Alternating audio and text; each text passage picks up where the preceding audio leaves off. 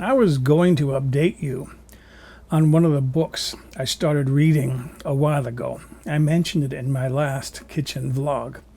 However, when I got into the book, you see, I had only read the introduction at the time.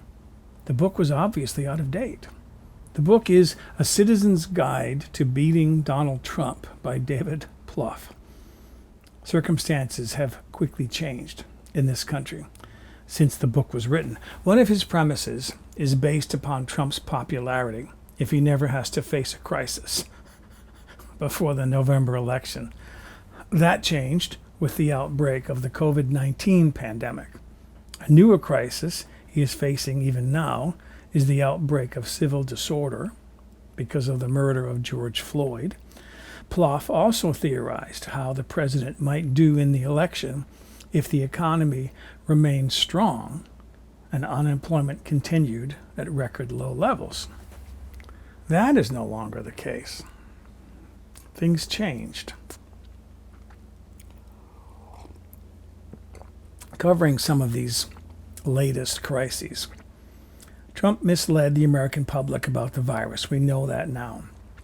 It was supposed to miraculously go away in a few weeks. Remember that?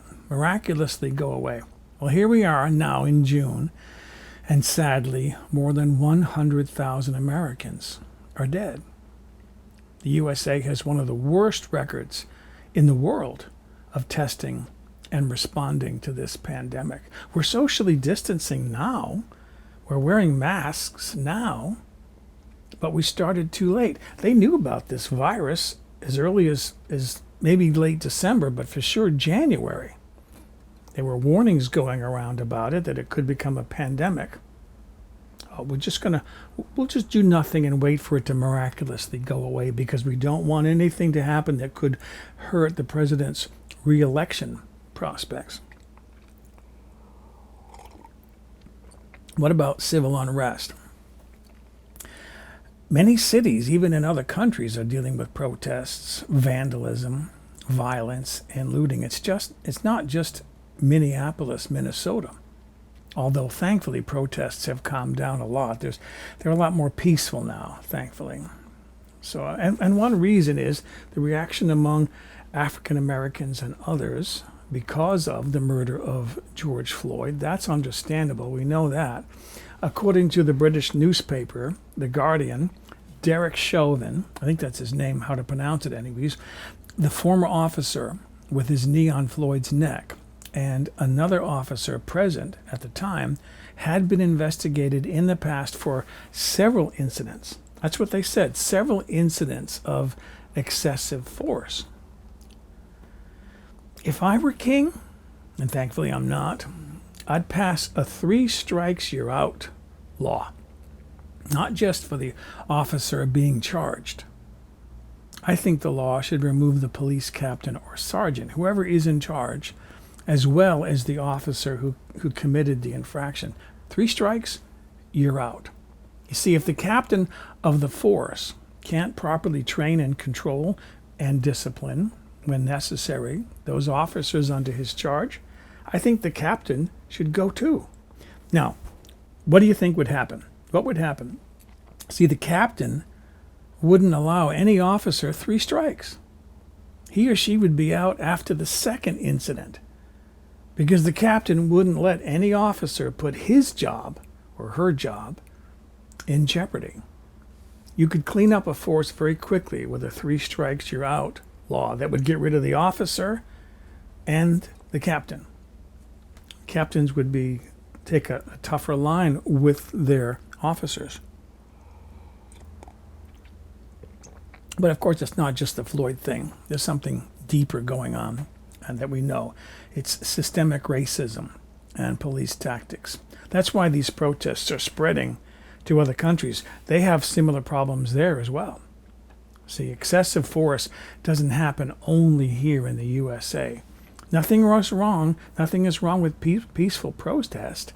It's legal in democratic nations. But there are also other things that are going wrong. Some of the rioters we've heard on the news are opportunists coming into cities to loot stores. Probably many of those stolen items will appear for sale on eBay in coming weeks. Some others are agitators looking for opportunities to stir up civil unrest. There was one news article that said that the city had closed down the off-ramps for the freeway so that people coming from other areas couldn't exit into that city because they were concerned outsiders were coming in. Some of that may have been true. Some of it may not have been true. I don't know that anyone has anything definitive, but that was the concern at the time. So, and I think another reason is that there's a lot of pent-up anger and angst and frustration in a lot of people. We've been sheltering in our homes for weeks because of this pandemic.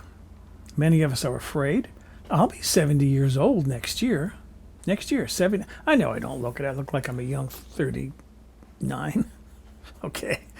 But I will be 70 years old next year. I was born in 1951. I'm in a high-risk category. I don't want to get sick and die.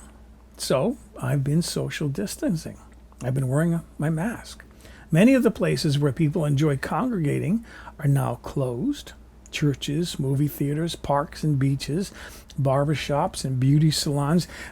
They're just beginning to open, but some are concerned, is it safe yet to go in there when the number of people being infected is still rising in many places? See?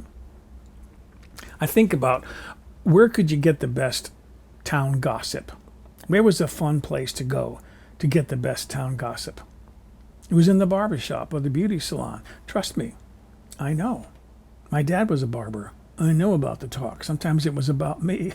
So here we are now. We're trapped in our homes. It feels like we're living under some kind of like military siege conditions.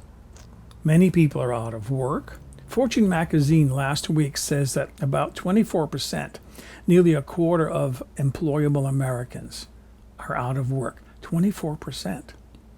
About 41 million people in this country have filed for unemployment benefits. Now that has changed recently. The most recent jobs report looked good, but it's only one report. It's not a trend, not yet. So they're watching it to see what's going to happen. All this is going on. People are unhappy. People are afraid. So yeah, they're acting out, and you can't blame them. Many can't buy groceries without wearing a mask. I don't like wearing a mask in the store, but I do. Kind of freaks me out a little bit. Many can't get common necessities like a haircut or enjoy worshiping in a church, right? Some businesses are closed permanently, and those are lost jobs. How long will it take for this country to recover? How long? Right? So, Trump has reason, good reason, to be concerned. It's a known fact that an incumbent is very likely not to be reelected in a down economy. He keeps talking about reopening businesses and getting people to work, getting this country back to normal. He needs that to be reelected. But let's face the facts. It's too late now. The election is only about 5 months away. Trump should have started dealing with the COVID-19 thing back in January when he was first warned about it. Instead, what did he do? He ignored the warning.